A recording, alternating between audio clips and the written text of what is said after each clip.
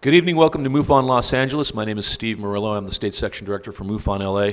We have a very excellent program for you tonight, and it's about physical traces of UFOs. Before we get going and before I introduce our speaker, I'd like to read you a case that comes off his website. This is physical trace case number 197033, Ethiopia, 1970, a village called Saladere. Dr. J. Allen Hynek received a letter and photographs from Dr. Antal Mak, who was working with the United Nations in Ethiopia, and the letter read, "I want to inform you about a strange phenomenon that happened in the village of Saladere, about 14 kilometers from Asmara on the 7th of August, 1970 at 11:30 a.m. They heard a noise coming from the direction of the nearby forest, which sounded like an airplane flying low. The noise increased to an ear-splitting strength, and they saw a red, glowing ball which swept through the village, destroying houses in its path. It uprooted trees, burned grass, but didn't cause fires. When it left the village, it melted the asphalt on the road in an approximately 2 by 7 meter area and broke the stone wall of the bridge to pieces. Then it traveled farther about 150 meters toward a hillside where it became stationary and then hovered above the ground for a few seconds, and then started to travel back almost the same route, or rather parallel to it. On its way back, it destroyed other houses and disappeared almost in the same direction it came from. The total distance it traveled in view was about 3 kilometers there and 3 kilometers back, and the whole show lasted about 10 minutes. Some people claimed it had a tree trunk shape, and the inhabitants of other nearby villages said it flew over their village with an ear-splitting noise. According to them, it was ball-shaped with a tail behind it. The excitement was so great that we went out 3 times to look at the village, and I took about 30 photos, and I am sending you a few. It looks like a cannonball shot through the houses. 50 buildings got damaged, 8 people injured, and 1 little child died. No tornado-type wind because it didn't carry away the tin roofs. They stayed in the same place and melted and distorted. It had a source of heat. It melted the asphalt, metal objects, grass and bushes were burned, but without fire or flame. Its mechanical impact was tremendous.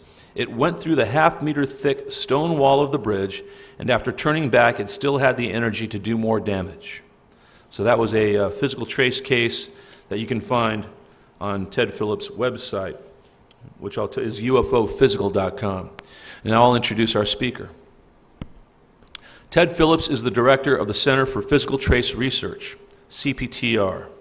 The Special Investigative Unit of the CPTR investigates active UFO sites. The team posts investigative logs with images and videos obtained during site visits in the field. The team's primary purpose is to insert itself into an area of developing activity while the site is still fresh. The SIU has 5 highly qualified researchers and has the only dive team in the U.S. geared toward the investigation of USOs, unidentified submerged objects, and similar anomalies. Our speaker, Ted Phillips, is an engineer as well as a professional photographer and musician. He participated in Vanguard satellite tracking program and was a field engineer in the Minuteman Missile Project. He began investigative UFO reports in 1964 and was a research associate of Dr. J. Allen Hynek from '68 until Dr. Hynek's death in 1986. It was at Allen Hynek's suggestion that he began specializing in physical trace research of UFO sightings for 40 years ago. Phillips has personally investigated hundreds of UFO cases, and his files contain no less than 3,189 physical landing trace cases from 91 countries. That's a lot. Phillips participated in the American Institute of Aeronautics and Astronautics aerospace science meetings along with Dr. J. Allen Hynek, Jacques Vallée, and Dr. David Saunders. He was a member of a select team invited to meet with the United Nations Secretary General at the UN, along with Dr. Hynek, Dr. Vallée, and astronaut Gordon Cooper. Phillips gave 2 presentations at the first International UFO Congress. Ted made a presentation at the first MUFON Symposium and at several others, including the 2006 Symposium. He has appeared on national television in numerous documentaries, including In Search Of, NBC News, White Papers, CBS News Special Reports, and the documentary movie UFOs Are Real. Most recently, he was featured in Alien Encounters, a documentary on the History Channel. Phillips' current research projects include active UFO sites in the central U.S. and a major project in the Tatra Mountains of Slovakia. He will be briefing us on his latest research and some of his most fascinating previous trace cases. You can visit his work on the website ufophysical.com. Would you put your hands together and give a warm MUFON LA welcome to Mr. Ted Phillips.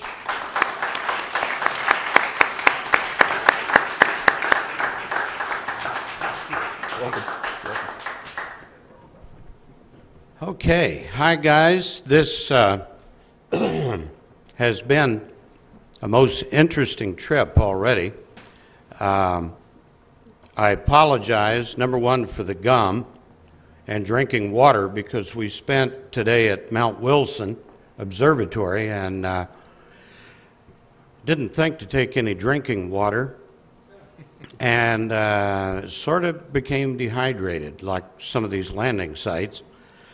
And so I want to introduce two members of the SIU team, Adam Johnson and Tom Ferrario. Thanks, guys. And the Ethiopian case is a very good example of physical trace events. I initially started investigating in 1964 with the Socorro, New Mexico case. And it's kind of funny because, of course, Alan Hynek was also there investigating for the Air Force. And about 4 years later, we met, and he invited me to join his invisible college of researchers, which included my very good friend Jacques Vallée and David Saunders, Fred Beckman, Bob Wood, quite a group. And we did a lot of things, including the United Nations meeting with the Secretary General, and addressed the General Assembly with the hope that we could get an international program to investigate and correlate cases from around the planet.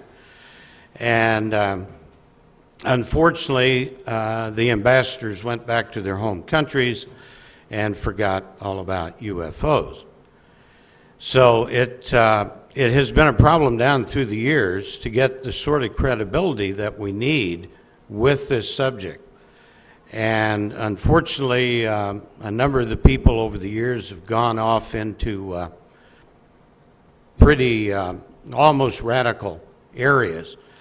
And for example, when we met at the request of Peter Sturrock in the 13th Aerospace Sciences meeting of the AIAA, we couldn't even talk about humanoids because we needed to maintain scientific credibility. I remember Peter Sturrock was that morning quite nervous. What if no one shows up? Because, you know, these were all the top scientists in the country and some other countries. And he was very nervous that no one would want to hear about this subject. And the auditorium was enormous, and it was so packed out, they were sitting on the steps of the stage and also projecting our presentations to two large outer rooms, which were full. And after our papers, we were then invited by JPL to come out and do basically the same presentations to them. And there was tremendous interest on the part of the rocket scientists, the engineers, the technical people, and so on. And so even today, there is a lot of interest. But those people don't want their names or identities used in the area of ufology. So after all these years of investigating flying saucers that have landed and generated physical evidence of one kind or another, I got really a little bit tired of chasing in after the fact. Because when I went to those sites, the evidence was there. You could take samples, take photos, and complete the files, the reports. And by the way, the current number of physical trace landing cases now is 3,963 from 92 countries. So these occurrences are not rare, and they're still occurring. But there has been an enormous change in the landing with traces events, and that's one thing that I'll point out and get into tonight. So after many, many years of investigating this stuff and coming in, picking up fingerprints, footprints, and breadcrumbs, while it was interesting, it was thrilling, and I still enjoy it, started thinking about the possibility of going a step beyond that and actually inserting a team into an area while the activity is going on. So you're not only getting the reports, you're getting some physical evidence, but you're also able to see it yourself to perhaps better understand what it's doing and to obtain images and good data, instrument data. And so that's the whole being of this team. And we have one other member, Rodney Dillard, who also is in Missouri, super bright guy, tremendous musician, which doesn't have a lot to do with UFOs, but he's known a lot of entertainers, very well-known entertainers. He was the lead guitar player with The Doors many, many years ago. And so we're very proud and happy to have him. And we also have a couple of guys that unfortunately I can't name, but one of them is just joined us this year in the research. And this gentleman is one of the most recognized figures in motion pictures living on the planet today. And the other is, as far as I'm concerned, the smartest guy that I've ever known, and also the guy that knows more about UFO cases, very good cases, than anyone living today. And he's a astrophysicist, and we've been good friends for about 40 years. And eventually we'll be able to identify a lot of the people working on this project. Our big project currently is in this area here. And this, unfortunately, is a recreation of one of the events that's taken place in what we call the Marley Woods. And the Marley Woods can't be identified beyond that name, which is totally bogus, at the request of 226 witnesses that we've gathered. And these people are bankers, lawyers, farmers, ranchers, on and on. And not one of the 226 witnesses have gone public. And they know that they're seeing something real, and it repeats itself, and it's been going on in this area since 1937. And that it may go on, or may have gone on far past that. But that's the earliest documented events that we've been able to find. And what I want to show here, if I can, there we go, to very briefly go through some of the trace cases.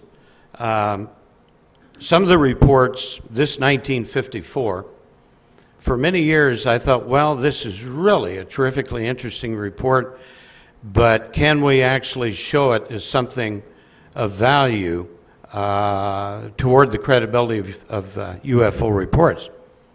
And I've done a lot of research on this and have found that there is a tremendous number of independent witnesses to this weird little object that came in and landed. As the object was coming in by people in various locations, as the object was there with this lady who happened to pass by, was seen by other independent witnesses and reported before she went into the village to report it to the priest. And there were physical traces where this thing had been sitting, and a lot of folks saw it come out of this area on its ascent. Very quickly, what happened was she was carrying a bouquet of flowers to put on a grave in the local cemetery. This woman had, in her life, never owned a radio or a TV set, had never read a newspaper, and had actually gone to one movie in her entire life, and it wasn't about flying saucers.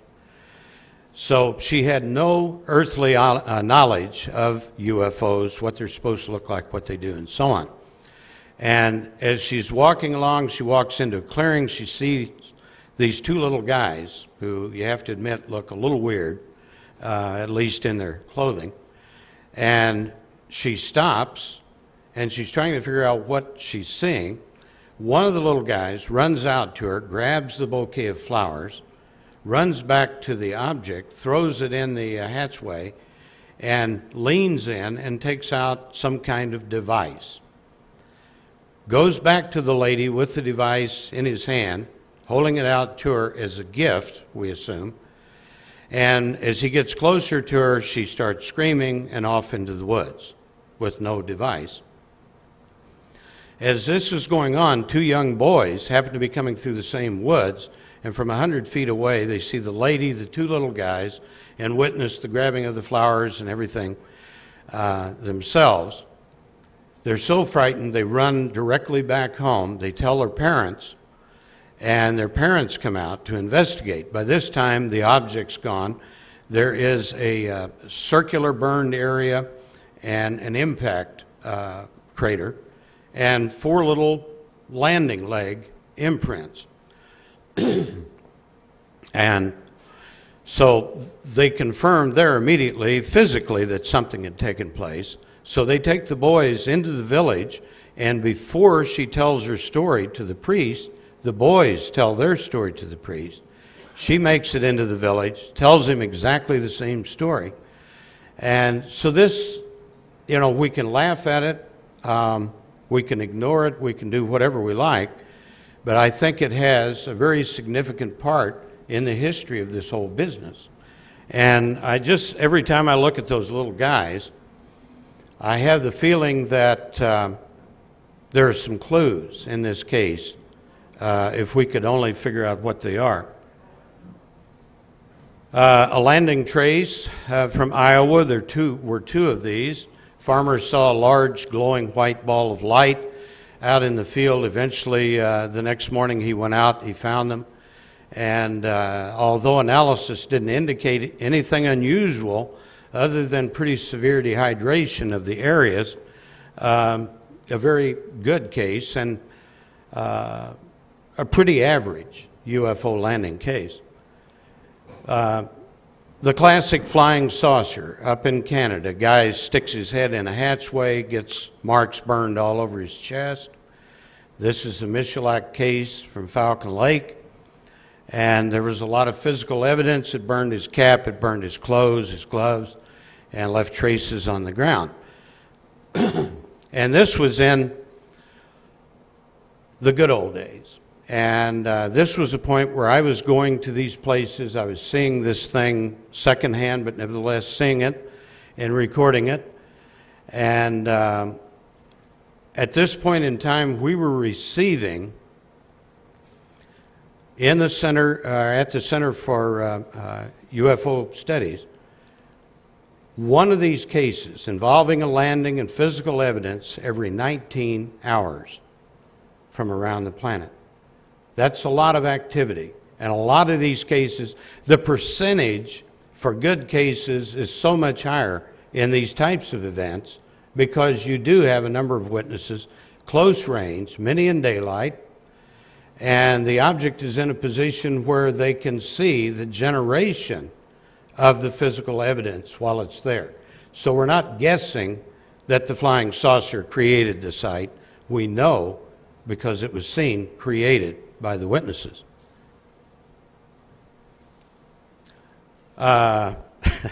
Just off to the side over there,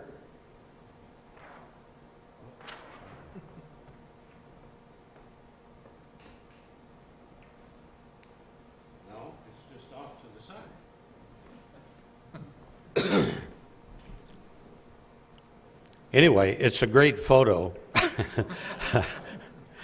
And it was taken, this is actually the case that brought Alan Hynek and I together. 3 witnesses photographed this object 300 feet away coming off the ground, in daylight obviously. 2 good photographs. The thing burned up $600 worth of camping gear. Back in 1966, $600 was a good deal of money.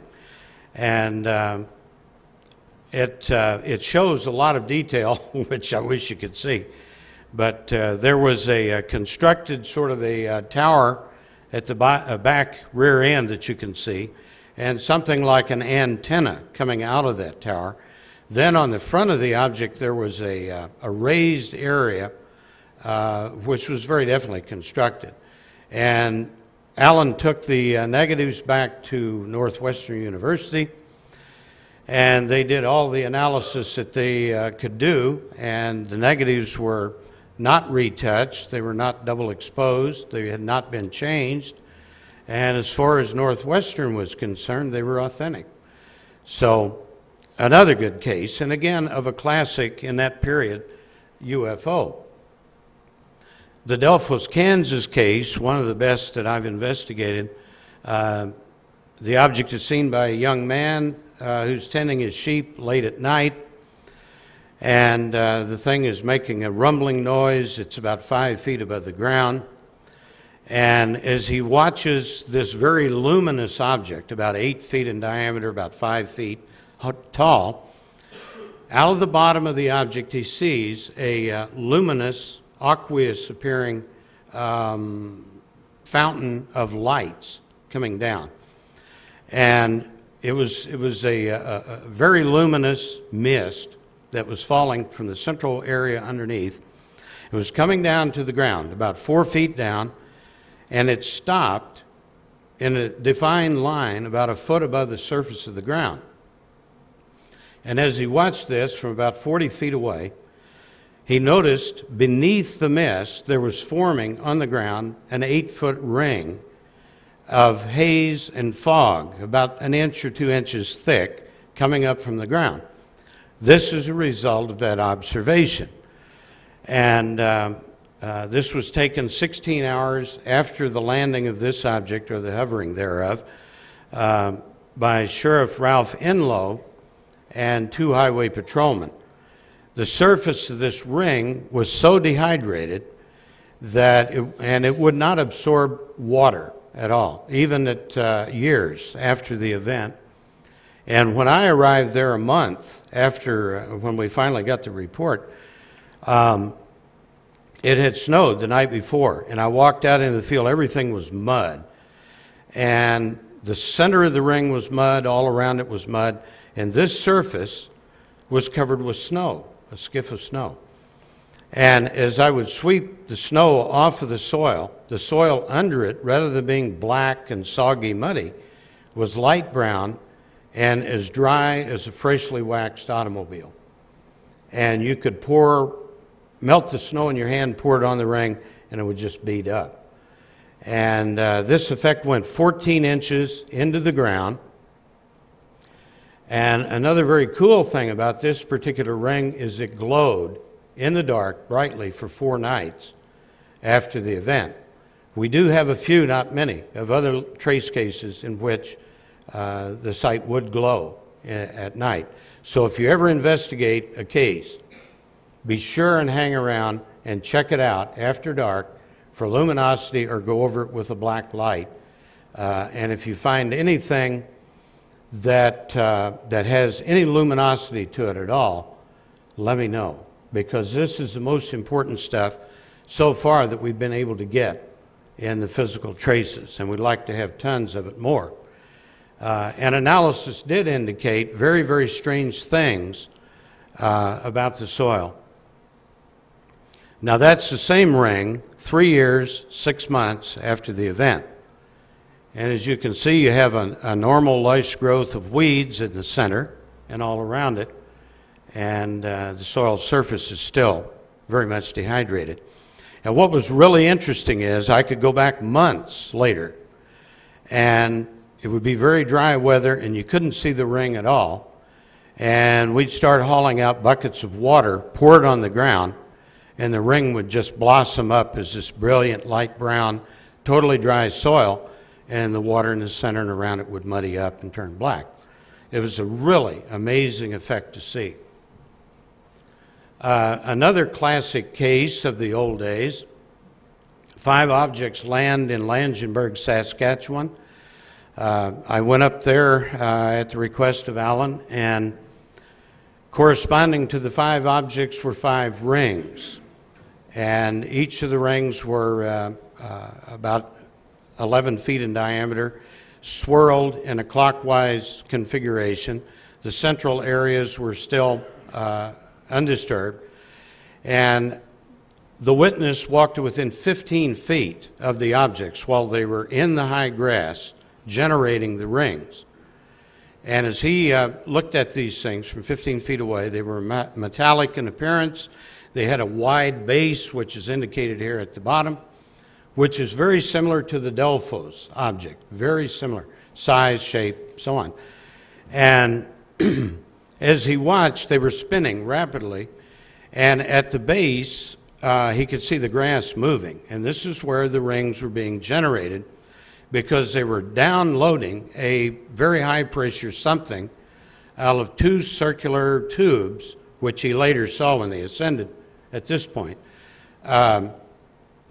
They reached an altitude just under the cloud deck, which was 3,000 feet. They stopped, formed a straight line, and 2 of these tubular things were coming out of the base of each. And there was a 6-foot-long white puff of something came out of each of these tubes. And a terrific downward gust of air blew his cap off. By this time, he's back on his swather, which he couldn't get to do anything. It was totally locked up. He couldn't change gears, couldn't accelerate or anything. And when he went into this area, he found the 5 rings matching these locations. And what really grabbed me was Ron Moyer, who was the RCPM constable that investigated this case, and he spent a lot of time on it, told me that they even went to the trouble of rolling a big tractor tire out there to see if they could roll it out there, make the rings without leaving trails or something. They couldn't. And his conclusion was whatever made these rings came out of the air and left the same way. This is another very typical landing site from Iowa. There are 8 landing leg imprints in this. And of course, Valençol, France, another a little on the weird side, but another good friend that was involved with the Invisible College, Dr. Claude Poer, was the director of the French official government UFO project, the first one. And I talked to him many times about this particular case. They had investigated at great length. And he said, what can I say? It's real, and it happened.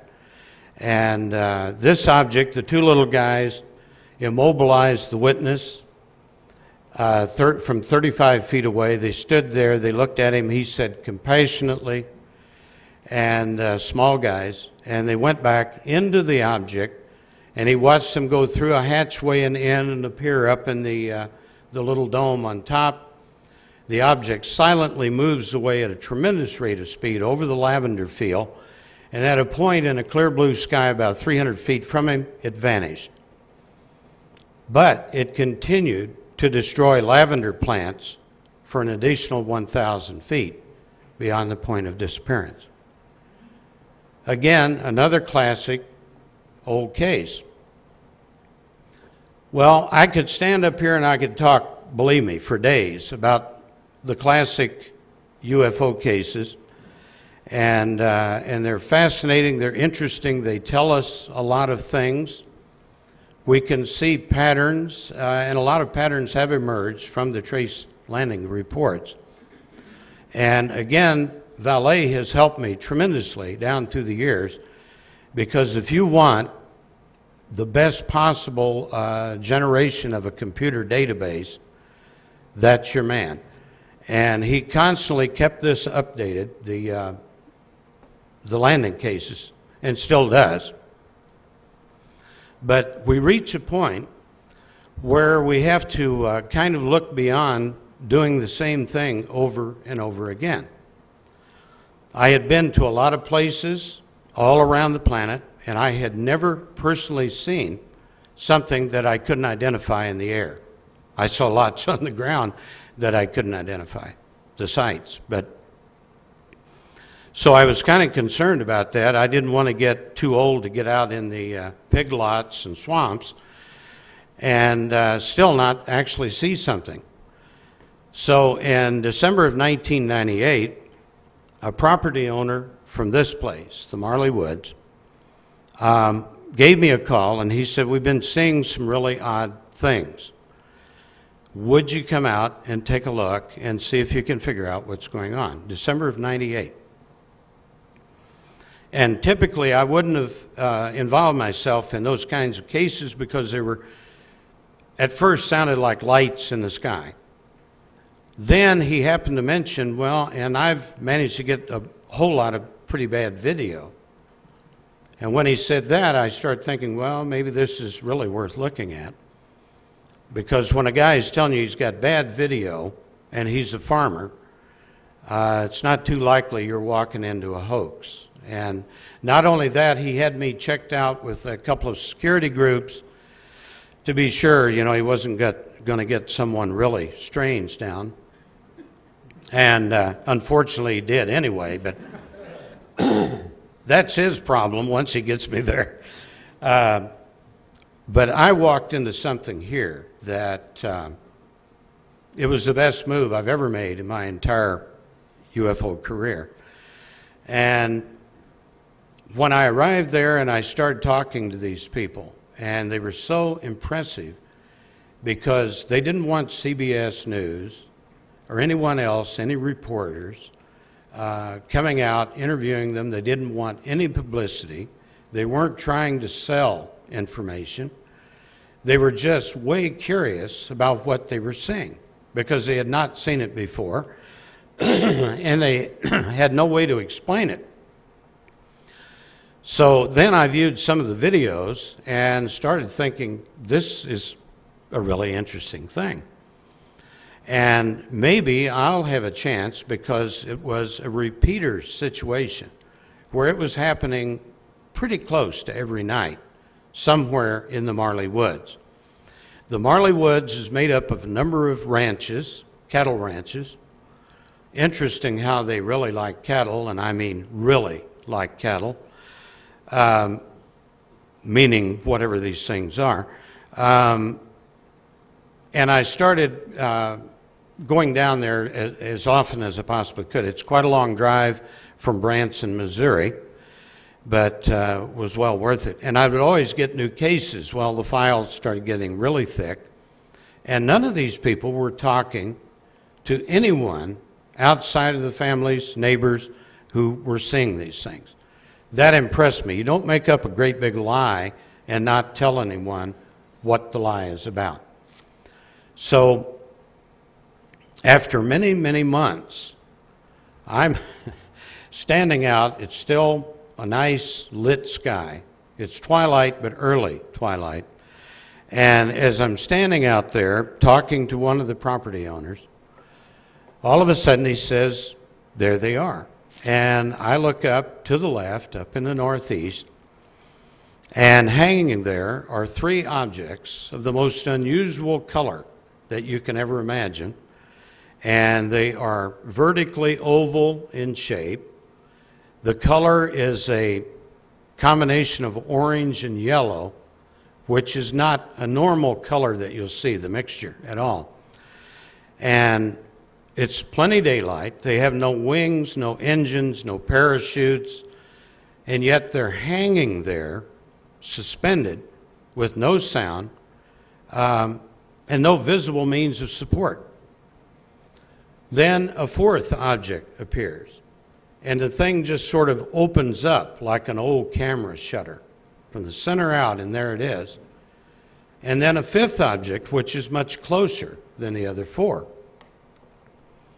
And as I'm standing there looking at this thing, you can very clearly see it was, I'm guessing, probably 800 feet above the ground, over a field, probably 600-800 feet in front of us.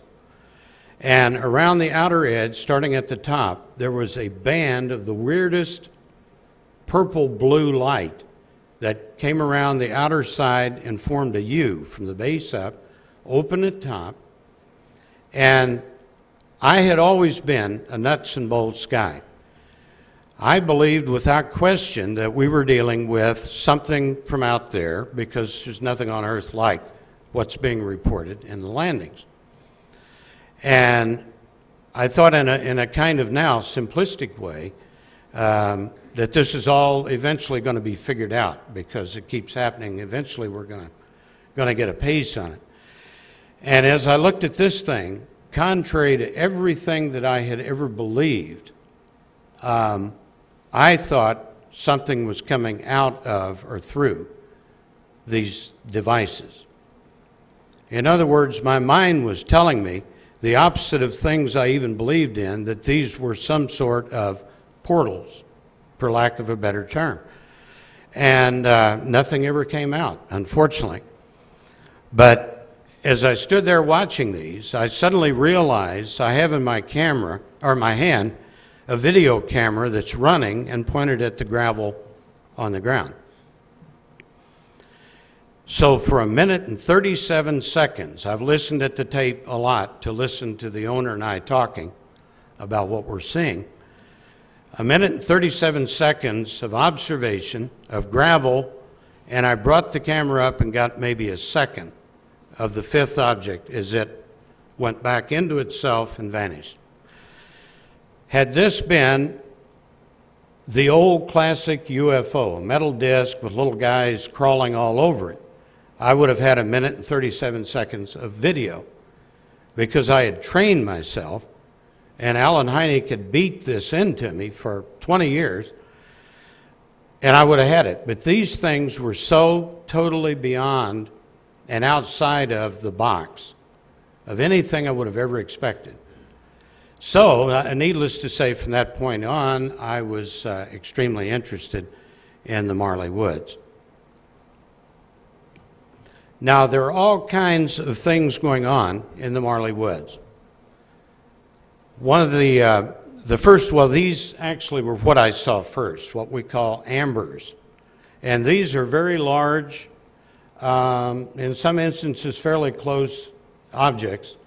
And this photo, which I managed to take, and I've actually been able to take several, of what appeared to be two of the objects, just begins to give you the idea of the very unusual color that they pose. And they appear in daylight. This is a still from a video that was taken by one of the ranchers. And there actually are two objects. I don't know if you can distinguish it, but sometimes they're stationary. Sometimes they'll be stationary for a period of time and then start moving slowly, fast, all kinds of motions. These things have even been seen and recorded on video doing a complete circle. And at first I thought, flares. This will be pretty easy to get rid of. Well, unfortunately, or fortunately, they're not flares. Now, this is a photo I took of one of the ambers, and this is very close to the to Polaris, the North Star. So this is a short time exposure that I was actually doing of the stars, waiting for something to happen. And in that area, you get sort of a whirlpool around Polaris of stars. Well, you can see the streaks of the stars, and that this object is not streaking, it's not moving at all. This is a typical amber, which I photographed. This is a still from video of 3 of 7 of these things. It's out of focus. One of the problems is this particular rancher, when he started seeing these things, he thought, I've got to get pictures. So he goes into town and he buys his very first camera ever in his life. And it's a camcorder.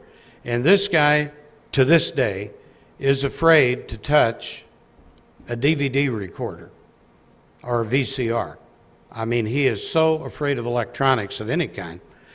So imagine him out there with this camcorder. And I've seen videos that he took early on that just make you cry, because he's trying to find the object, and you can see it's really something spectacular. And it's bobbing and weaving and everything. So I tried over and over again to get the guy to put it on a tripod, and he was never comfortable with that. So you work with what you've got to work with, and I was pleased to have the videos anyway. And so we've got hours of videos from that area.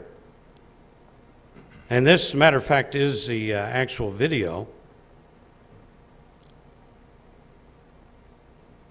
And I would point out, during this event, there were 23 witnesses.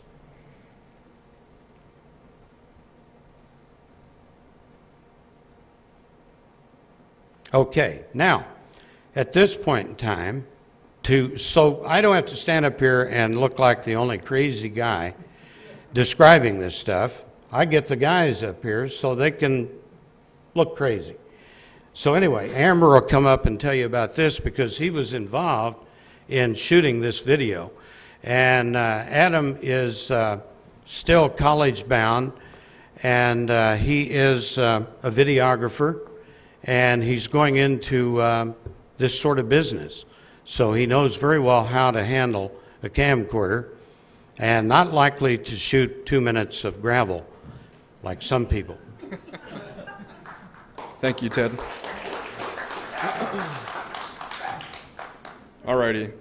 To set the scene for you, basically last year, May 3rd, I was in the area of the Marley Woods doing some actual wedding photography for some of the property owners, and making some few bucks and stuff. And as the day wound down, lights went out and stuff, it started getting darker, headed over to the property area where we do a lot of our research, where there's lots of things going on. And a few months before, we had some sightings of stuff which we refer to as the mystery light, and somewhat similar to the ambers, but not totally.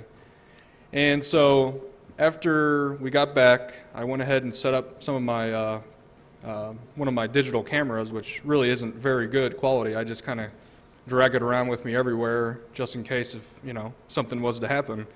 And so anyways, I went ahead and set it up, and I didn't even have a tripod, but I had it set up on a basically just a railing, a wood railing, and had it really stable in the direction of where the mystery light comes on. And so we're sitting around and just kind of waiting for things to happen if it happens. And basically what you're about to see is what happened.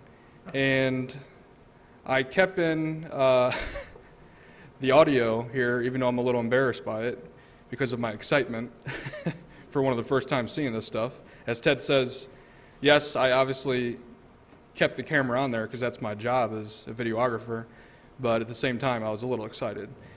But that still, I mean, that adds to the authenticity of what you're seeing here. So I'll let you take a look at this, and I will go through some of the stuff you're seeing and kind of help you out.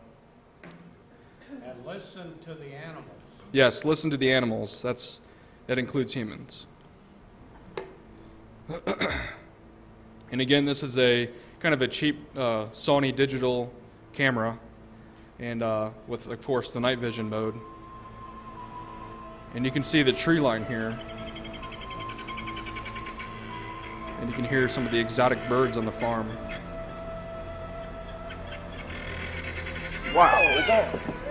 Wow. And here I had to point my camera to the area where the ambers were Yeah, I coming saw out. that. Wow, that was an awesome. There it is. Ronnie, turn your camera on. There it is. Wow. Wow.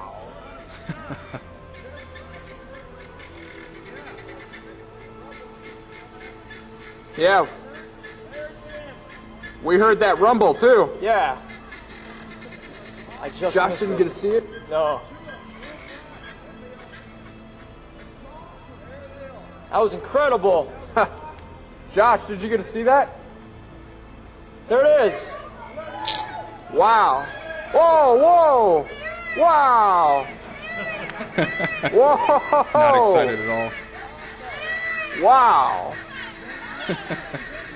I gotta call Ted, man. Yes, I did call him several times. Oh, was there another one? I was gonna zoom in and maybe if I can, manual focus. That was amazing. That was. We heard a. Oh, whoa! There they are! Wow! Get it, Josh. I am. It's already going. Wow.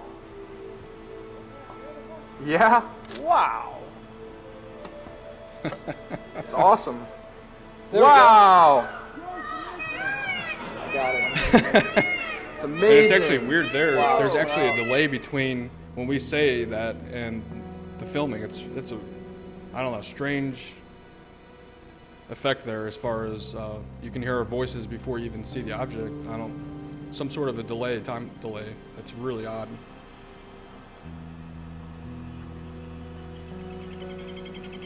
Now it's going to go through this again, and this is just increased gamma as far as being able to kind of increase the light, and you can get a better feel for where the tree line was, and just kind of everything again. And you can hear the bird there, and that's a peacock they actually have. Wow, that was an awesome. There it is. It's Ronnie, turn your camera on. Because when stuff either is about to happen, Wow. the peacock preludes the event, or during the event. It's bizarre how they, can actually observe this stuff too. They're aware of it. We heard that rumble too. Yeah. Josh didn't get to see it? No. That was incredible. Josh, did you get to see that? There it is. Wow. Whoa, whoa. Wow. Whoa. Wow. I wish you could have been there as far as being able to see what these things truly look like. The camera does not do justice for your eyes that can actually see. I mean, these things were so brilliant. That was. As you could see in Ted's photographs he showed before, I mean, they were so intense, and it's almost like looking at a miniature sun. Like, it's just explosive looking. It's just lots of energy and power there. Yeah? Wow. And I was accompanied by my two brothers. Wow. So they, of course, say wow as well. It's amazing. Wow, just went out. All right, now this is going to focus on the part where you see kind of a light sequence, where there's the three lights that come on. There's one, and then right next to it is another, and then below it is another one. It's going to show you here from the normal vantage point with the tree line right below it. And yeah, here you're going to 300% zoom and increase gamma. And you can just see that. It's just very bizarre.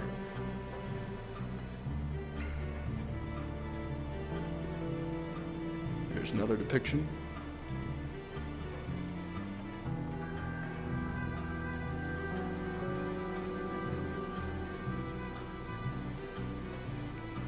And this kind of gives you a little feel for what it looked like to the human eye, but not quite. I mean, it was more brilliant than that.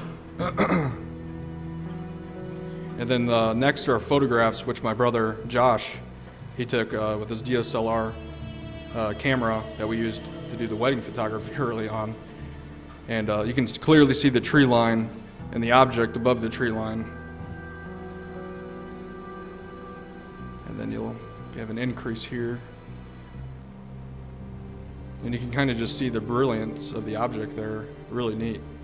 And that's a really good photograph. And again, we weren't expecting any of this at all. We were expecting the mystery light, which we'll cover a little bit here in a little bit, which is a different phenomenon. And so we were just really taken away by all the stuff that was going on during this night. And that's another one of the objects. Pretty bizarre stuff.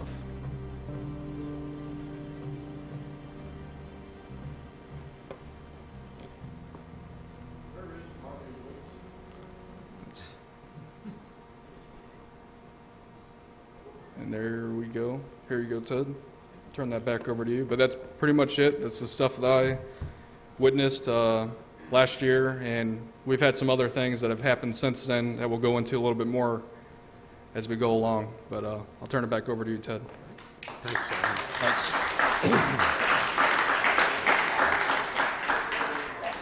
Okay, thanks to Adam for that. And to answer the gentleman's question, where is Marley Woods? Obviously, if 226 people won't let us identify them, they don't want you to know where they live. So, I mean, you can only imagine with this reoccurring activity. I'm sure a lot of you have read the book and are well aware of the Skinwalker Ranch and what happened there when they it received some public notice. So we have promised, that was the only thing they asked of me in December of '98, is that I wouldn't disclose the location or any of their names for very obvious reasons. And I would hasten to point out with the Ambers that very many of the sightings of these particular objects, they were witnessed by bankers, lawyers, law enforcement people, and so on, in numbers of 17, 20, 23, 30. And I remember one very spectacular night, my wife and I, along with some others, had a number of cameras. We had 7 cameras set up on tripods, and the things started appearing, and we were seeing on some occasions 20 of these objects at one time. And when that happens, you get some interesting effects. All 7 cameras shut down and would not function. Very different types of cameras. The owner tried his cell phone. It was dead. There was a brand new Cadillac sitting there, and the automatic electric locks started opening, closing, opening, closing. The radio came on of its own accord and started scanning stations. And but this is very typical. In real UFO events, you are faced with electromagnetic effects. At this place, we have seen things such as strings of Christmas lights light up during a sighting, which are not plugged in to an outlet. And that's just the beginning. This place is so replete with weird that it's difficult to cover in any length of time.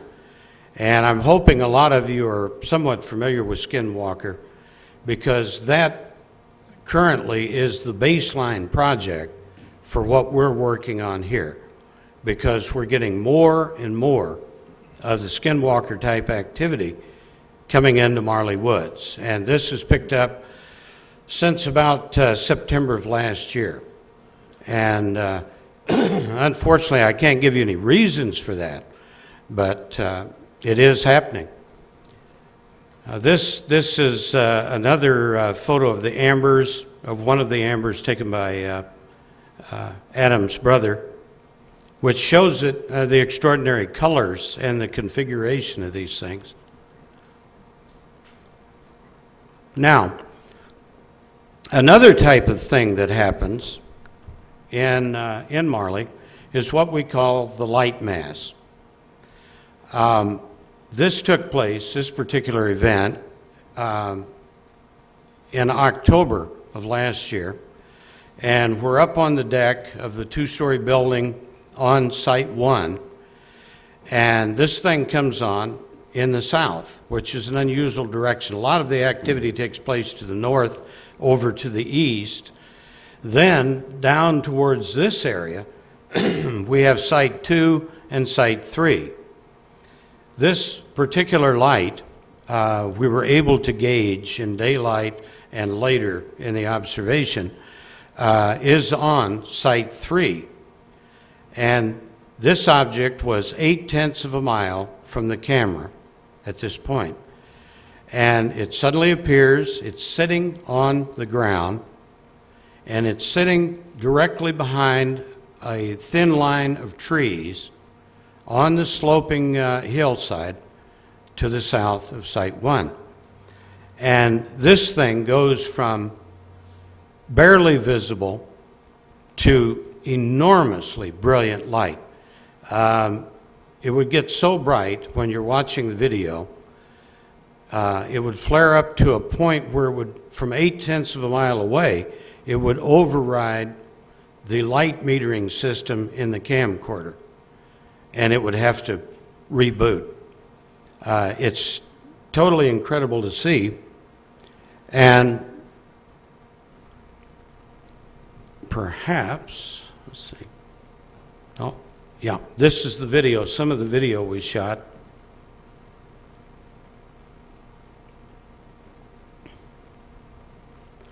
And you'll see this thing when it really flares up. And as we're watching this, the property owner and I started recalling that there had been occasions when this had been seen in this exact spot a number of times dating back to '99. And in each of those instances, it's visible for over an hour, and sometimes an hour and 30, 35 minutes. Now I want to have Tom Ferrario come up and give you a little bit of insight, as he was with us, with the property owner and I, and we tried a little bit of an experiment while this was going on, and I'll let him tell you about that. Let's see, I don't think he even needs that. We all look at Marley as a living laboratory, and one of the unique observations we made with this, and more like the little white, more benign light balls, seem to be the catalyst for so much of the activity. The light mass has a unique property that we learned in the instance that it seems to be directional. And what occurred this night was Ted and I finally got it in our brains that we were going to make it to this site. And we were in radio contact with the property owner. And while we were going to the site, he was speaking to us on radio. We knew the approximate site from our studies before. We got to the approximate location we knew the object should be, and there was no artifact of light, nothing. It was really a fluke that one of our most important bit of information we've gained, which a lot of it comes this way, we determined we were up there, couldn't find it, so I was going to turn around. I backed up, bumped my brake lights, and then the property owner said on the radio, "I see your brake lights, your tail lights." And we said, "Where?" And he goes, "Right next to the light." Well, we're sitting right next to this thing, have no knowledge of it, can't see any artifact of the light at all. So that taught us a very good observation point that at times these things can be directional. And there's other properties, we've associated with these things, but that we've come away from that instance that besides it being directional, that at times these things play games with us and seems to exhibit intellect. And there is an intelligence we really feel behind this. Now, one of the other observations through all our personal experiences out there, and we have many, as we'll go into later, that besides there being an intellect, at times we really feel besides the cases like Ted used to have, the nuts and bolts cases in the past, as our intelligence and technologies have increased, they've lowered their risk factor by way of an ROV type craft, whether using natural elements and or whatever. And the unique thing about that is, in the old days when these things would have a problem, they'd leave oil or residue, physical trace, you know, saucer rings. These things, they switch off, and what have you got to work with? You know, there's no risk factor there. So that's another observation that we've made that is really, we feel we're just starting to get a grip of what's going on in this location. And we'll go into some of the other cases on Ted and my observation. In one instance, we were at Site 3, and the end of a long evening, Ted and I are driving back on a dirt dead-end road on a about 1,100-acre ranch. No possible way into there or out of there besides us. And coming down, and I hate to draw, you know, similarity between Close Encounters, but that's what it was. All of a sudden, this intense white light came on behind us, illuminated the cab with huge white light. And I said to Ted at the time, yeah, that is my Trailblazer. Unfortunately, we don't have the light, the instance there. Of course, we didn't have a camera going. And that's another thing. These things seem to read our weaknesses. When we least expect it, that's when it'll occur. And we were coming back at the end of like I said, a long evening. This intense white light illuminated, came on behind us, lit up the inside of the cab, and I spoke to Ted and said, "Are you seeing this?" And he said, "Well, heck yes, I'm seeing this." So we both jumped out of the vehicle, and just as the apex, this thing is going to go over, it's out. It just blinked out in an instant. So there again, we had nothing to work with. And then we'll get Adam to go to the deer stand instance, which I'll get him up there to start our occurrence, what we had. Well, just like Tom was talking about, just some of the strange occurrences that have happened at Marley.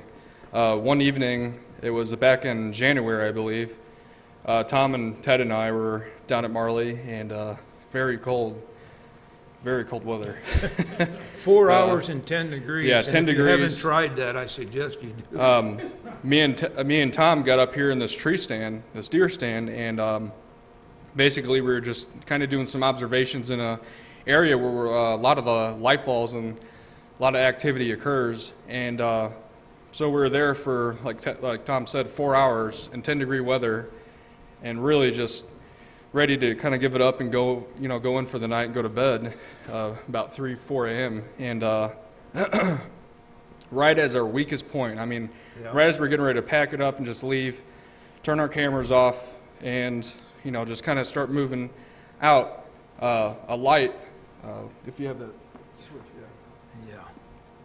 a beam of light is casted down from the top of the trees from one of the light balls. And it struck us out of nowhere, almost knocked us off our feet. And right away, I mean, when we first saw this, we had no idea what was going on. At first, we kind of thought, is this Ted's headlights, until we saw the light ball source. But during this, we walkied to Ted and said, "So I guess you heading back, get some sleep as well?" He says, "No." And so we were really confused, and "Are you sure about that?" "No, guys." And the light starts moving a little bit, comes to a stop, and that's when we bring our equipment back out, try to get everything, filming it, and it goes out. And Tom's basically watching the field be illuminated. I'm watching up in the trees, and I see that the light ball up there that's created this, and it blinks out like how they always do. And the area between where we are and where Ted is, Ted's behind the trees up on a hill, and this the embankment there is probably like a 50, 60 degree angle. Right. I mean, it's a steep, really, really rugged, and I'm talking really thick timber that we could barely even get through down to the deer stand. And I mean, it took us about 15-minute walk just down little embankment because you have to be so careful and everything, and barbed wire fences and whatnot, so people can't really get in and out of there. And so Ted was right at the top of the hill, about 300, 400 feet in his car, turned off, observing the area between where we are. So there was no one there, no one that could be up in the tree shining down a million candle power spotlight or anything like that. And the fact that we have the observation of the white light ball at the end of the entire sequence is really what sold it for us. And you have to realize this light source, Adam was viewing the light source, I was seeing the effect of it, and it was, this thing was in a 7-acre field. It went down in the field, it illuminated the timber on the other side, which was approximately 150 foot away, swept a 7-acre field, started coming up the ravine towards us, and just as it was coming up towards us, it just blinked out like that. And the very beneficial thing was the next morning, we went back out, there had been a light snow, we went out and geographically we tried to reenact this thing with photographs, and we got the exact pinpoint of the light source, the height of the object, and it was geographically impossible for anything else. We knew that the light source was up in the timber. So that's one of the more dramatic cases that we've had. Yeah, it truly is. Really bizarre. Right. And, yeah, we'll go back to, I'll get that set back up PowerPoint-wise to the area we were. But very weird stuff. All right. Thanks, guys.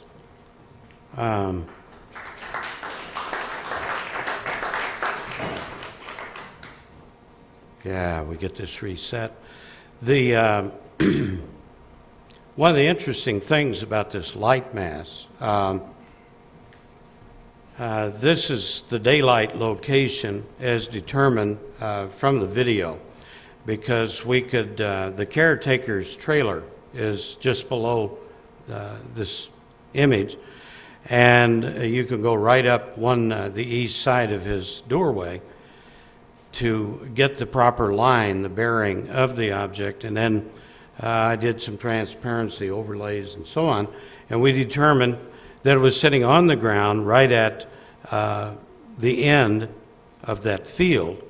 And we went back up there and we found the exact location, and there were no physical traces, which is kind of surprising. This is a still frame from the video showing this light mass at its faintest, becoming brighter, brighter. And the very shape of this thing, the distribution of the light, is quite interesting. Now here you begin to see something in the very center. You notice that sort of reddish artifact that's in the center. And there it is, blown up.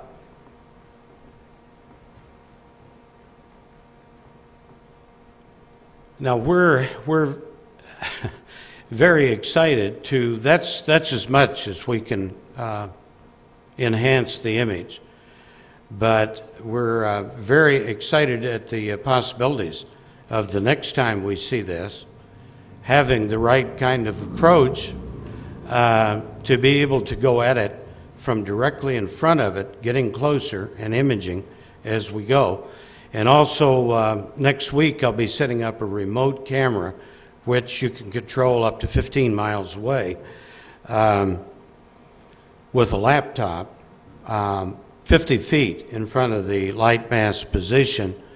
So when it does reappear, why, we're going to get some really detailed, tremendous photos. Now in 1999 I saw this, and this is what I started remembering as we watched it. And I photographed this image with a 35 millimeter camera, a 300 millimeter telephoto lens, and you'll notice the very intense part of the light then kind of fades to the yellowish band of light, and then all around that you see what for all the world looks like a kind of shell made up of many small amber colored lights, a sort of very large device sitting there.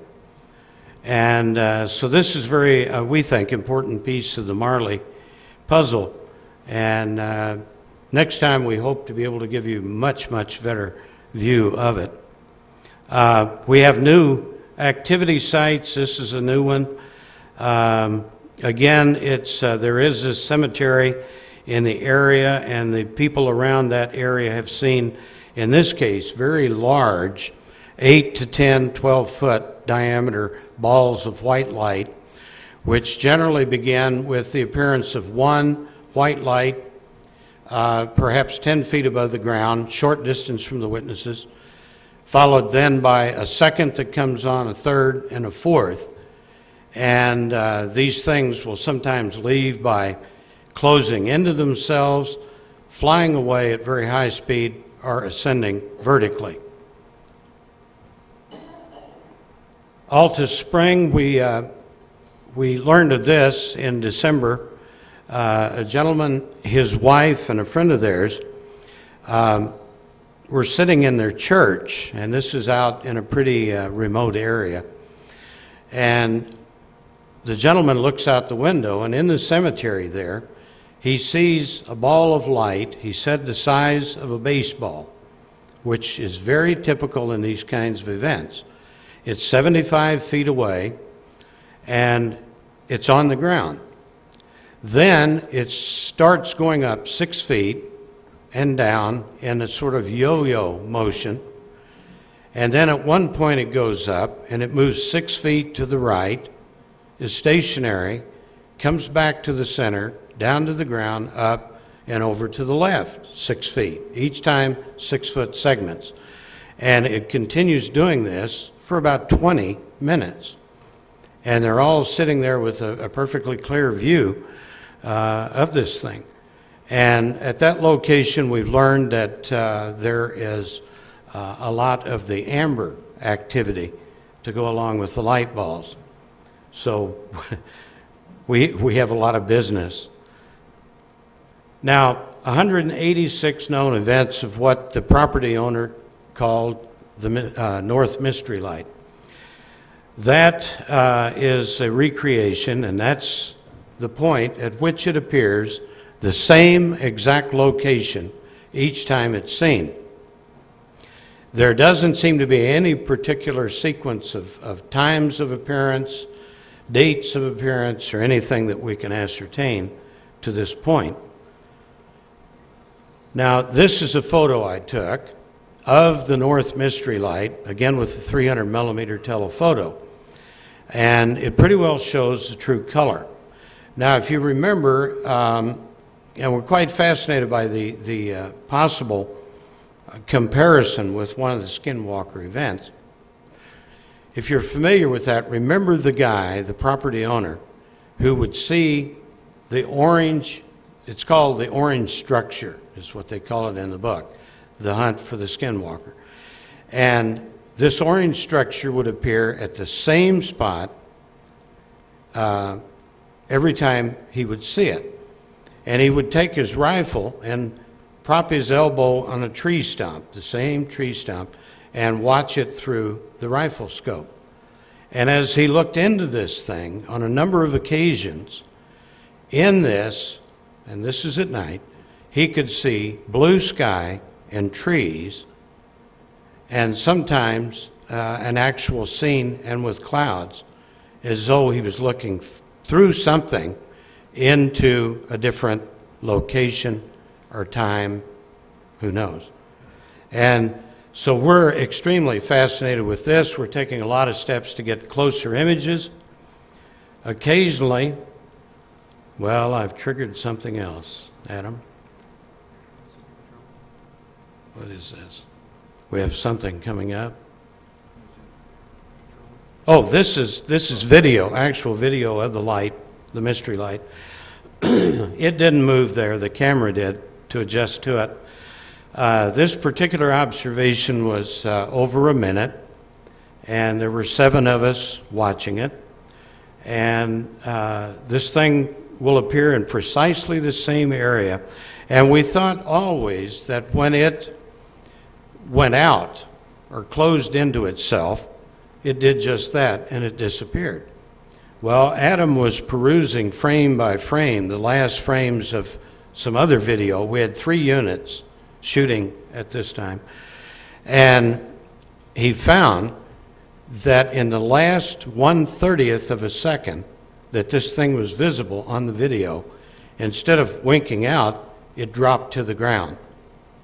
So we're now seriously considering the fact, because it's right at the treetops in its usual location, we're considering the fact that this thing may have some sort of site, and we'll say nest to make it sound better, back in the woods. And we know exactly the bearing of this thing. And from observations we've tried to make at a different point to the northeast and at greater distance from where the camera is located, Tom and I were unable to see it from the side as the rest of the people were watching it from this site, at site 1. And again, you're getting into this directional thing. Can't see it from the side, but you can see it head on. And yet, it does not light up. None of these things light up the ground, the trees. It's like it's a captured light that is brilliant, but it doesn't illuminate anything around it. I don't know what's happening here, Adam, but... and we have... I took these photos. I was up on the observation tower one night, and we have a south mystery light, which also appears, and it will be stationary for a long period of time. Then it'll come up much higher in the sky, 50 degrees up, and wink out. And I shot these images. The only thing I had was a handheld camera, and they're not spectacular. But the interesting thing was that on this occasion it actually came up overhead. And as it was overhead, there was no sound. You could no longer see this amber appearance, but I could clearly see 2 circular gray areas which were separated by darkness, and nothing in front of, behind, or beside. And it passed on over, and as soon as it went overhead, it was totally gone. But one of our big ideas on the North Mystery Light, since we know precisely where it appears, is it's very rugged, a lot of thick woods, a lot of snakes, a lot of ticks and chiggers.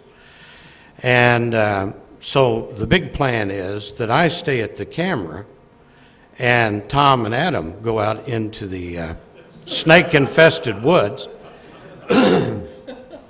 and try to get in a couple of locations and take pictures and survive, and see if we can get the precise location and see if in fact it is going back down on the ground. And of course, if that's the case, that's where we want to be.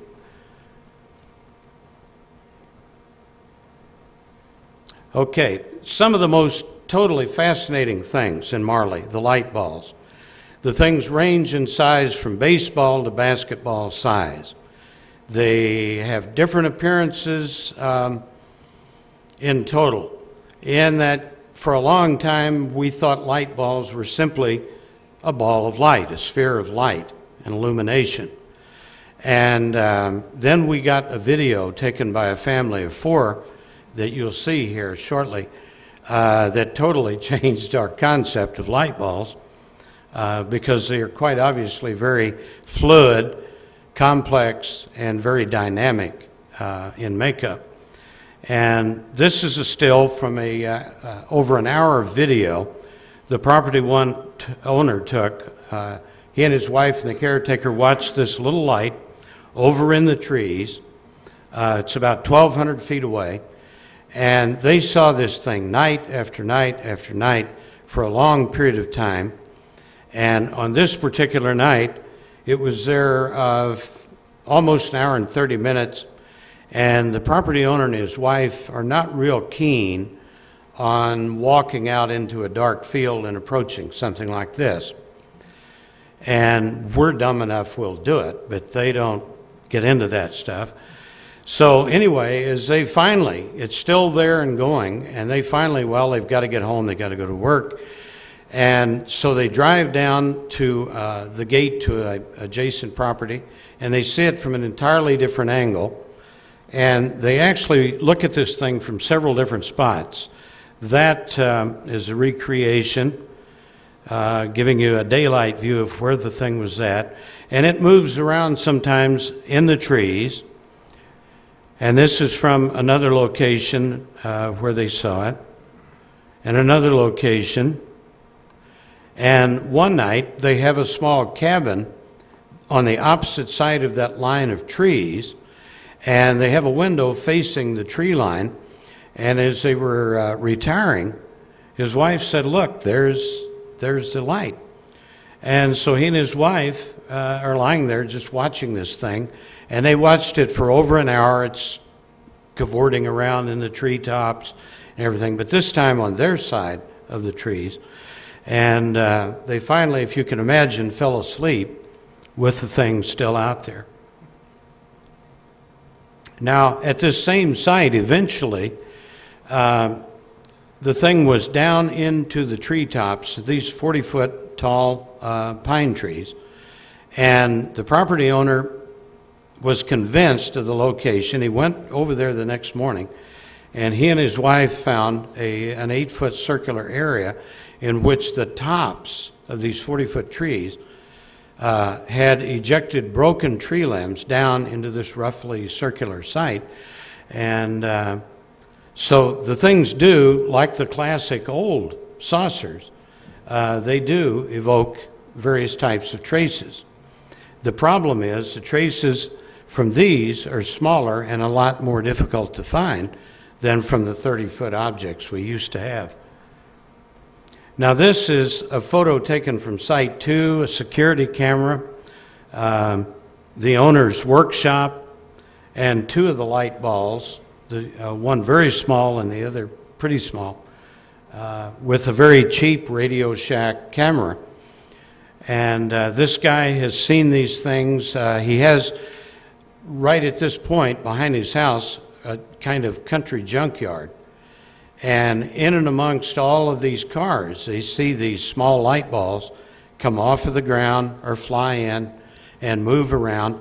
And in several instances, his girlfriend would go to a window and the light ball would be hovering right in front of the window, and it would frighten her. She'd move to another room and it would be in front of that window, and it would follow both of them through the house, all around inside the house. And that's very typical of the activity going on.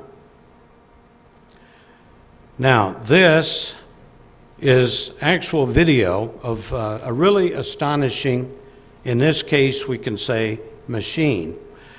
This is at Site 2. The object was seen sitting on the ground at the hilltop. Unfortunately, it's a very cheap camera. Here it starts to move, and he gets the idea he'd better move the camera to a higher location to continue filming it. And in this video, we follow him dragging the camera up into the second story of his workshop, and the entire video is 31 minutes long. And this is right overhead. Now, you can't see this at this resolution.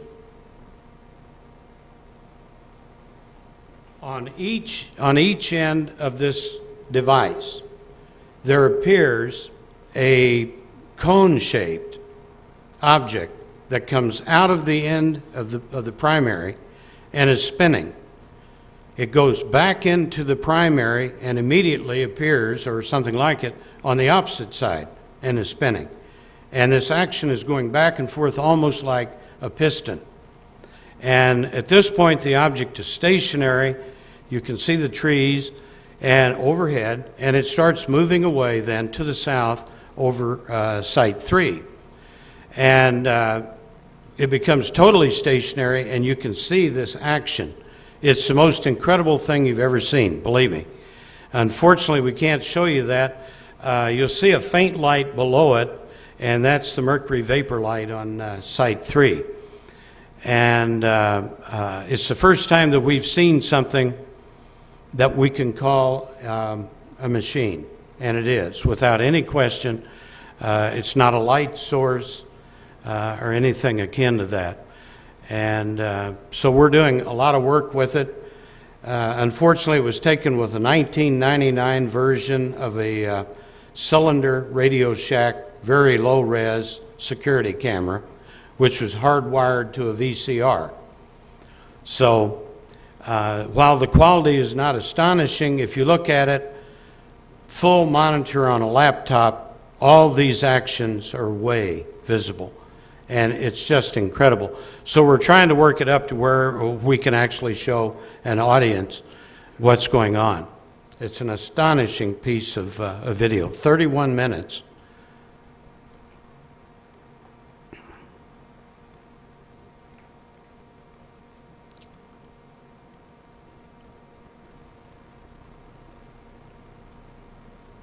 Okay, now this is Site 2 again, and this is a light ball that comes very close to another of these cheap cameras, which he has 35 feet above the ground in a tree.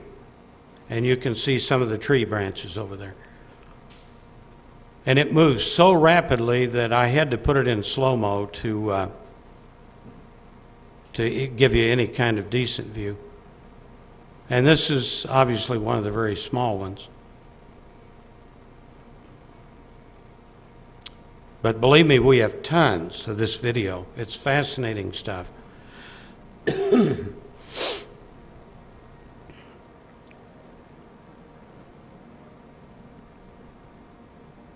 Now, hopefully, yeah, I think.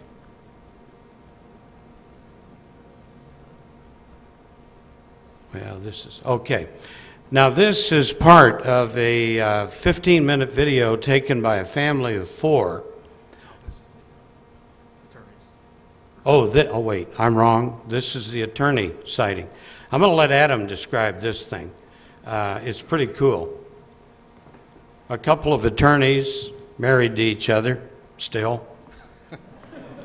Yeah, in this video here, a couple of attorneys, skeptics, I mean complete skeptics, didn't think anything, none of this stuff existed, never seen any of it, never even heard of UFOs, talked with one of the property owners about it earlier in the week, and so they decided to go down here and try and witness something for themselves, and really what happened, they were in the middle of it. And basically this is a recreation here of what happened. They had a cluster of these light balls, and 2 of them approached them. And one of them actually went between both the attorneys, and the other one made a right angle turn between the cluster of light balls and where they stood. And like I said, skeptics before, believers now. So that's just another bizarre case there. You can go ahead and take over that. Thank you, Adam. And the really interesting thing was these 2 people who were total skeptics, and they now come out and observe for us. So evidently they were convinced. But a couple of curious things and interesting things about this. As the 2 light balls broke out of the cluster, and the cluster effect is very, very normal. And we just got a group of new witnesses at another location seeing this sort of stuff. It's so normal, they go out each evening on their rear deck and drink coffee and watch the light balls. And we know for a fact that's happening at 3 areas there. And as with the attorneys, 10 feet apart, and the 2 objects are coming towards them, about 150 feet out, one of the objects makes an abrupt right angle turn, crosses the field, disappears into trees.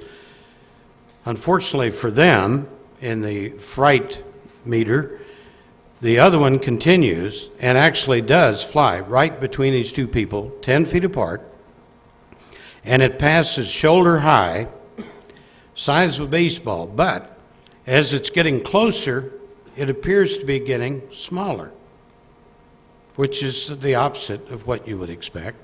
As it goes by, they don't hear anything. There's no air disturbance, there's no heating, no cooling, no electrical shocks or anything like that. They turn and they watch you go out over the gravel road, over a field, make a right angle turn, go into a group of trees and disappear. And at Marley Woods, this is almost typical stuff. And as a matter of fact, on my next to last trip there, it's very difficult to get any kind of phone signal. It's so remote. So I have to call and check in with my wife. You know how that goes. And about 11 o'clock one evening, I walk out to the one place where you can get a good signal. And I'm standing out there talking to her. And what goes by but two of the little light balls. And they're in dense woods. They're 60 feet away. They're 3 feet off the ground, about 3 feet apart. And they are the size of, sharply defined, and kind of the brightness and color of a 1930s automobile headlight. And they have kind of a tinge of yellow in there. And they're flying along as smoothly as you would throw an ice cube across a sheet of ice. And as they're flying through the trees, at one point I can see them turn and miss a tree trunk, correct up and fall back in, and on one occasion fly on each side of the tree, so they were not connected.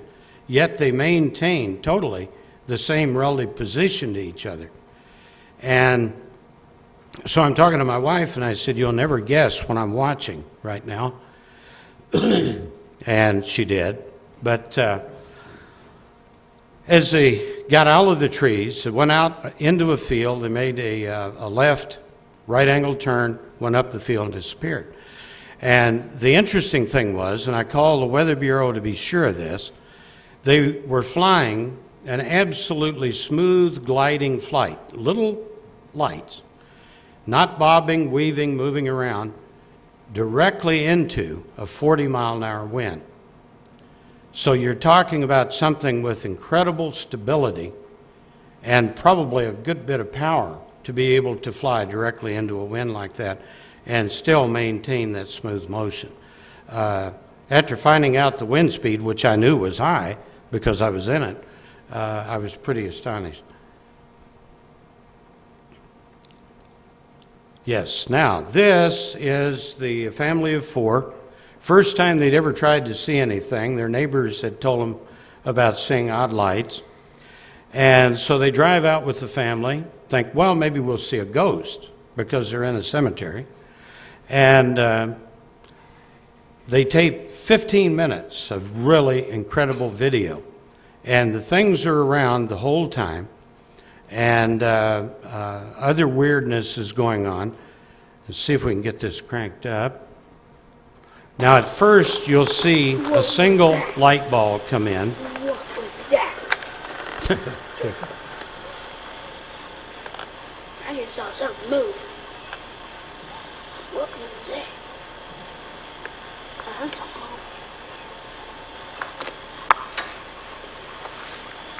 Okay, this thing flies away, and then two come in, and these are only 40 feet away. It's close.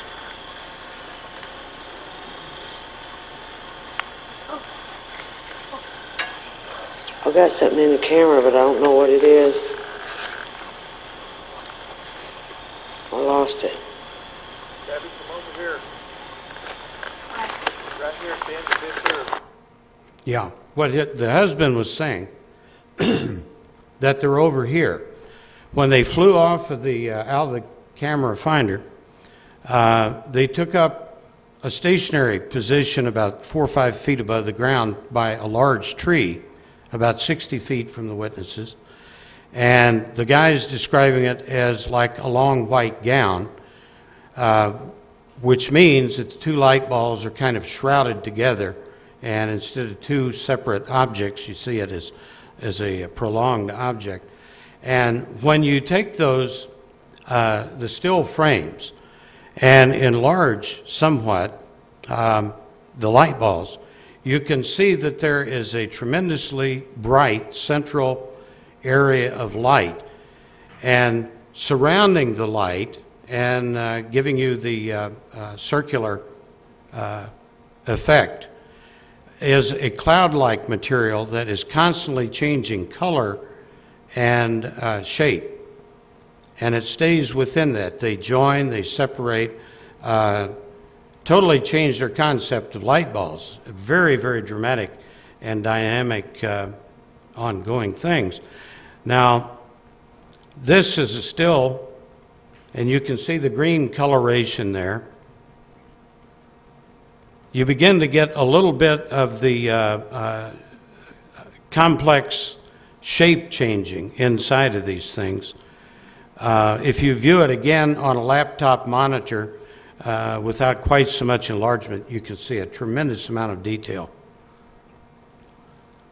And what was very interesting, especially going once again back to Skinwalker, is that following these two objects, the mother and father were inside the little pole building, metal building with the picnic table that you saw at first. And the 12 and 20-year-old sons are outside of this building, and they see a small red light come up, and it stops about 3 feet from the upper edge of the roof corner of the building. And this is the most intense red, and it gives you the impression of tremendous electrical energy. And from this intense core, it comes out in fading brightness to form the light ball. And while this thing is there, and the mother and father are close to the picnic table, which is a very heavy wooden outfit, they hear a noise. And the little boy sees something walking across gravel around the outside of this building.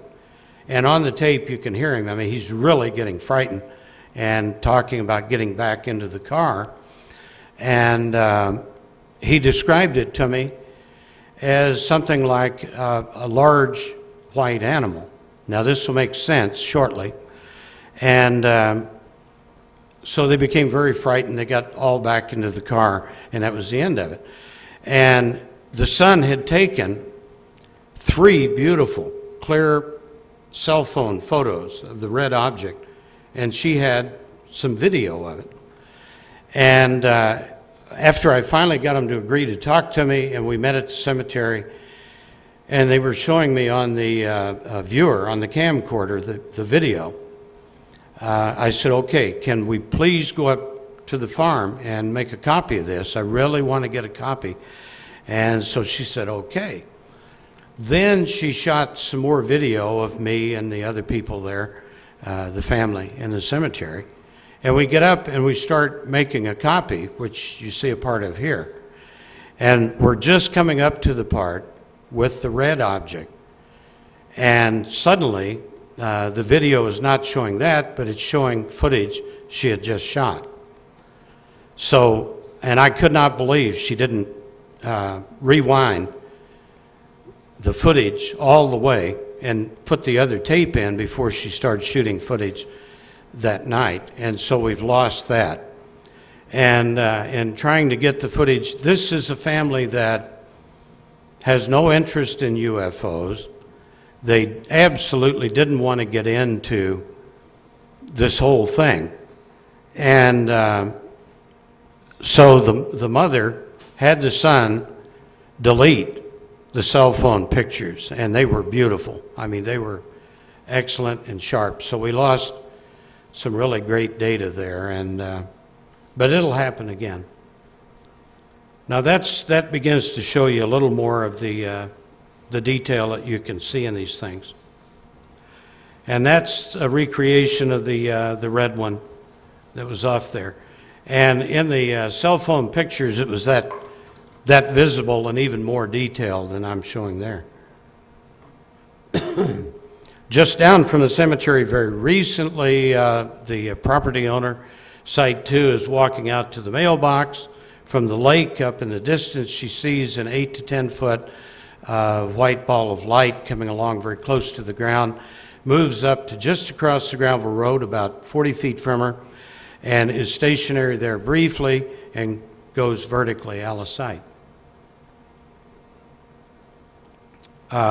Also, the most recent, well, it's close to the most recent, 3 nights in a row, the property owners saw light balls coming out of the same area of trees into a little 99 by 151 foot field, which we're now monitoring very closely. And the first night he saw the light balls like this. They were visible 16 minutes. The next night he saw these two of 2 different sizes for 20 minutes. And the last night, one by itself going again into the yo-yo and horizontal motions for about 20 minutes.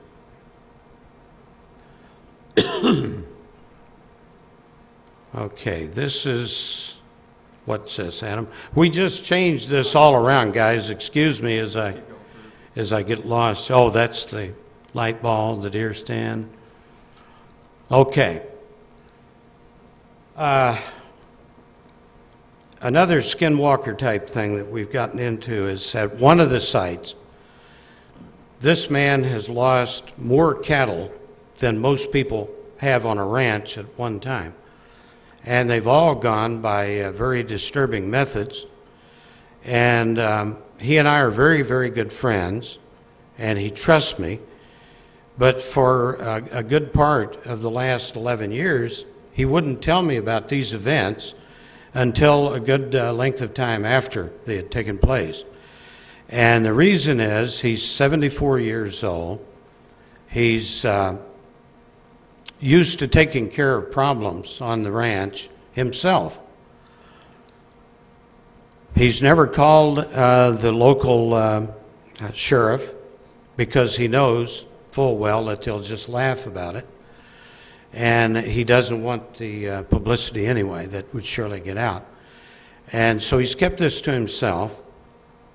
And he had an event happen that really got to him. And the animal deaths are just worrying the man to death.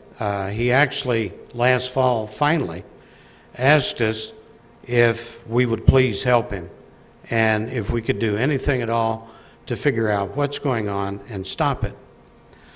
He had a prize horse, very valuable animal, and each morning when he would go out to the ranch, and it's a totally gated, locked ranch, unlocks everything, goes in, goes up to a tubular steel corral, which houses this horse. And he gets out of the pickup, he goes up and he pets the horse, he talks to him, and everything's fine. He gets in the truck, he drives down to another part of the ranch. 15 minutes later, he drives back up, and he notices a portion of the tubular steel corral is pushed outward and damaged greatly. And no horse. So as he starts looking for the horse, he notices the old barn where the front doors, big heavy wooden doors, are heavily damaged and pushed inward. So he walks into the barn and he finds the horse. And what he found was horse parts and blood spread on all the walls and the floor. And he said, Ted, it looked like that this horse was blown apart, that it had virtually exploded inside of the barn. And so, you know, what little we could do, and again, this was a thing he didn't tell me about until quite a lot later. And we went out and checked out the barn, which by now is in pretty bad repair. We took samples just in case there was some kind of residual effect from whatever took place. And this troubled him tremendously. And so more and more he would talk to us. And recently he had his entire herd frightened to the point that he could no longer approach his own animals. They were so fearful of absolutely everything. And on almost a nightly basis, they would start tearing the fences down. They would go through tubular steel gates, chained together with logging chain. I mean, these animals were frightened.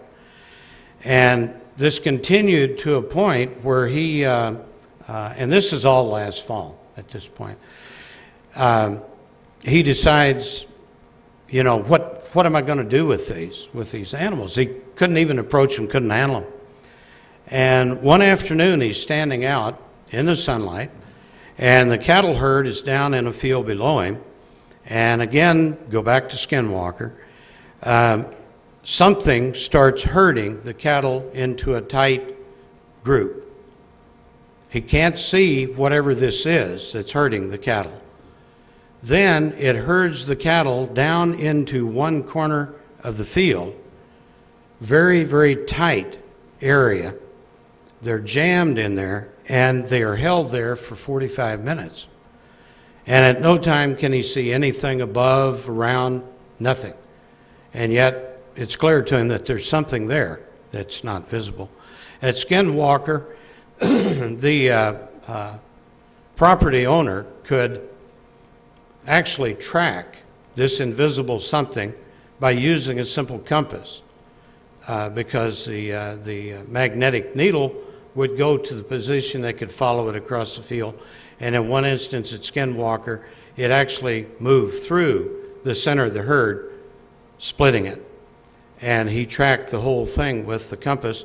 And they were finding with EM meters residual EM effects for up to 48 hours. Then it would dissipate, was no longer would register. So pretty weird stuff. He's had the light ball sightings. He's had just about everything on the weird list happen there. Now, if we didn't have enough stuff going on, and after becoming familiar with Skinwalker, one morning the property owner was above this field, and at this point he sees, walking in the field, two enormous white animals with very long white hair. And at first he thought they were some kind of dog, and admittedly he'd never seen a dog like these, and they're just calmly walking along. Well, his cattle herd, this was just before their demise, which he finally, the next day after after the herding event, he loaded them in trailers as best he could, hauled them off to the slaughterhouse. And he now has a new herd, which we want to watch closely and see how long it takes for whatever it is to start this fear effect, which, if you recall, it was quite common at Skinwalker. So anyway, he's looking at these two big white dogs, and they're in the same field as a herd of cattle, and he's thinking, well, these things have got to weigh 250, 300 pounds. And I've got a 150-pound old English sheepdog, and so I can only imagine what that would look like at 250, 300 pounds. And so he gets his 30-06 out of the truck, and he shoots one. And as he shoots it, he said, "I made it red," which means he saw what he thought was blood.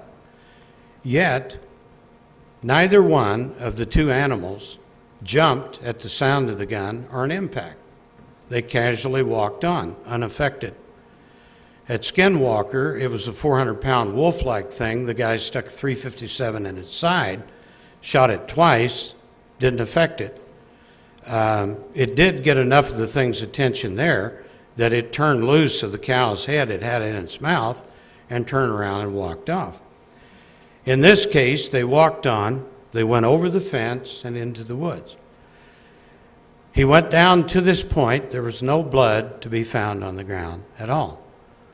The next day, his daughter, who has an adjoining ranch, saw what it seemed to be the two same animals walking normally, no signs of a wound, nothing. Well, she didn't try to do anything with them. And so then, all of a sudden, over on Site 1, which is about 4,000 feet north, we started getting white hair. And I thought, well, this is really curious stuff. And each time the owner or the caretaker, who go over the ranch 2-3 times every day, started finding this stuff, they would call me. And they would leave it as it was. And I'd go over and I'd get samples. And So we decide, we had, as a matter of fact, an offer from now a really good colleague who's a microbiologist to do some work for us.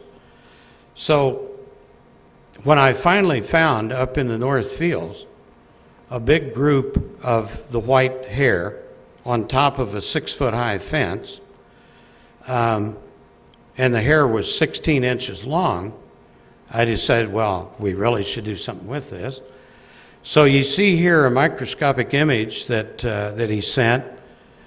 Hair of a dog, hair of the unknown, which I apologize, you can't see. Can we move that projector this way a little bit, or is that possible? Ah, okay. Well, to cut to the chase, the unknown hair is way different from dog hair, people hair, cat hair. They tried comparisons with everything, and this is a very major laboratory. All of the scientists got interested. They got into the work, and they have no match for this hair. And oh, good. Here's an image of one of the hairs. Pretty weird stuff. I mean, visually. And so at any rate, they finally got around to doing DNA, and what is super interesting, no match. So we now have access to another laboratory, and we're going to have another DNA ran. That's the 16-inch stuff. And see what we come up with. It's becoming really interesting, and especially when we found tracks. And the two areas that we found tracks in are near good water sources. And so we're thinking, and these are very large tracks. They don't compare well with anything. And I think, yeah, this is a cast of one of the casts. And what this shows is the depth into the ground, 1.5 inches. And there were tracks left there by a buck, which is a pretty heavy animal. And of course the hooves are very thin and kind of elongated. And they went into the ground in this same material, less than 1/4 inch. And the interesting and very curious thing is you looked at the trail of tracks, which we could see quite easily for about 40 feet. And I asked the property owner, I said, would you stand up at the other end of these tracks and tell me what you see? Because I didn't want to be the only crazy guy there. And he says, I can't believe that. I said, what do you see? He said, this was on 2 feet. Well, then we go on, and I mean, that confirm my crazy stuff. But a few weeks later, a radio announcer, newsman, was driving to work not far from the area, had never heard of any of this because it had never been reported out. And he went on the air that morning and he said, coming to work, I saw something I can't explain. He said, I saw the biggest white dog that I've ever seen. And he said this thing had to weigh 400 pounds. And he said, I could accept the fact that it was an unusually large dog with unusually long white hair until it stood up on its back legs. And he said, I swear to God, it was the size of a polar bear. And so we're thinking, boy, if we could just get a photo of this thing. Well, the arrow points out the location of the image of an animal. And this was taken by the property owner's daughter and her husband. Unfortunately, it was 800 feet from the camera. So I did the best I could in blowing it up. And that's truly the best I can do. Now, they took 2 pictures. One, as soon as they took this one, the thing was lying on the ground. And you can see a terrible view of the head. It's kind of obscured by vegetation. And the body. The things that you can determine And this has been confirmed by other witnesses who have seen this standing in the middle of the road in front of their car, and other witnesses. None of them familiar with any of the previous cases. That's very important. It has no tail, and the neck and the head, which you can begin to see here. There's some blow-by from the light of the reflection of the white hair. But if you look very closely at the most intense white portion, the neck is almost like a tube, like a cylinder, and the head is way tiny for the size of the body.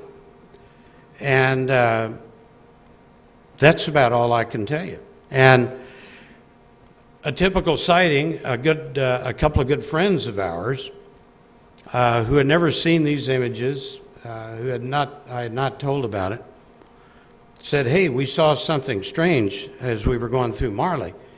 And they were on a small gravel road, had their 5 kids with them, and all of a sudden, in front of the car, about 30 feet in front, they said, was the largest white animal that we've ever seen. And I said, what would you guess the weight? They said, 400 pounds, has to. And I asked them to describe it. They described this perfectly. And they said, and in all of these visuals, it's very interesting, all of these people said that they were kind of looking at a side view, and as they looked at it, it would turn its head sideways and look directly at them. And it would just stand there looking at them for quite a period of time, and then move away or whatever it would do. And in this instance, they said after it looked at them for a good long time, the thing leapt from the center of the road, the gravel road, over a ditch at the side of the road.